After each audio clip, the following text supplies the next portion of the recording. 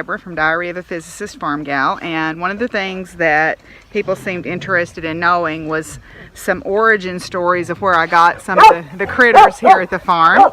That's ears. Maybe he wants to go first. But anyway, so what I thought I would do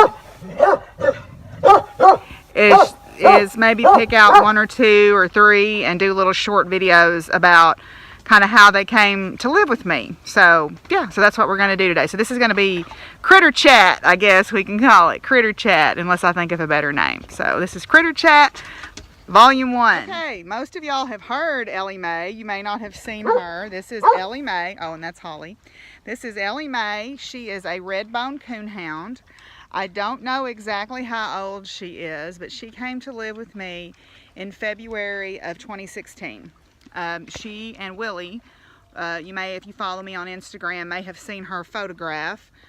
She was in the Dardanelle City Pound, and the Dardanelle City Pound is not a no-kill pound. They, unfortunately, when they get full, they do have to euthanize animals, but they are very generous in their adoption policy, where if you will put up a $100 bond, essentially, and then when you bring back proof that you've had the animal spayed or neutered, they will give you your $100 back.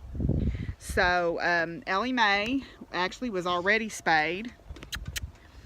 Come to find out, she was hanging around in a neighborhood, and all the neighborhood kids just loved her because she's incredibly sweet. She's a big girl, as you can see. Don't know exactly how old she is, but if I were guessing 11 or 12, given how given how silver her face is, I'm guessing 11 or 12 years old. She's gotten considerably grayer since that photograph. Willie, I know ears is aggravating you.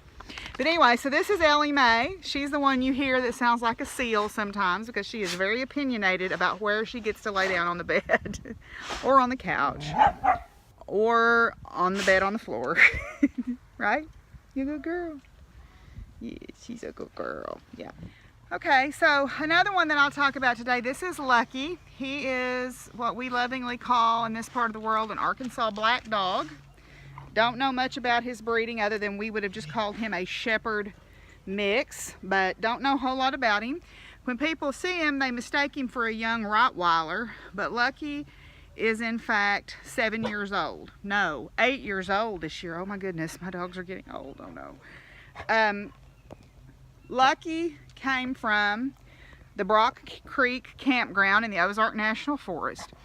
My friend Carol and I were out trying to find places where we could go ride horses, and we always go scout these places ahead of time to make sure we know where to park our trailers or take our trucks or whatever.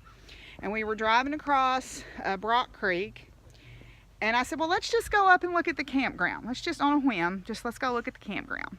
Yes, let's go look at the campground. And we drove up to the campground, and there was a little young dog. He wasn't a baby, but he was not maybe 4 or 5 months old.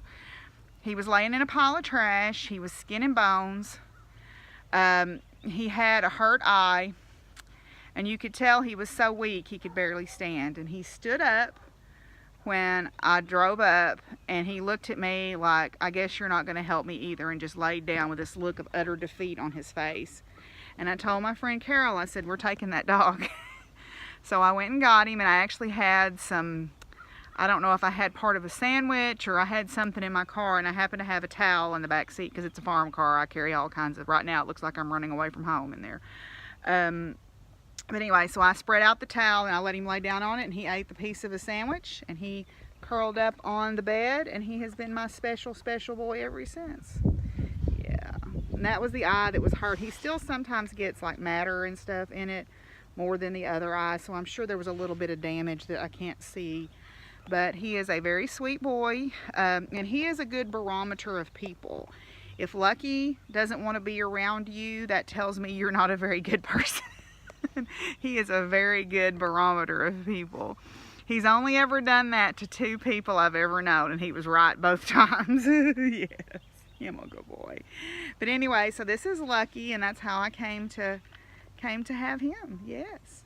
One more today because she came up and offered. This is Holly. Holly is probably a Plott Hound mix. Don't know exactly.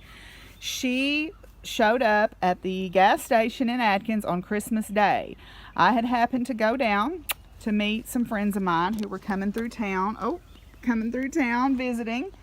And that she was in the parking lot running from car to car begging for someone to take her.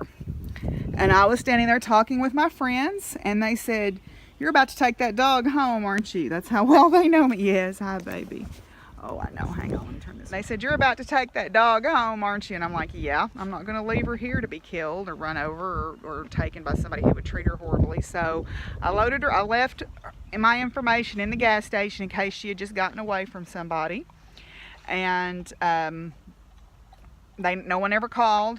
She is a very sweet girl. When she was younger, you know, this was in 2008, so she's at least 11 or 12 years old now. When she was younger, she was a little bit aggressive. She was definitely the pack leader, but she never, you know, we got through that and it was fine.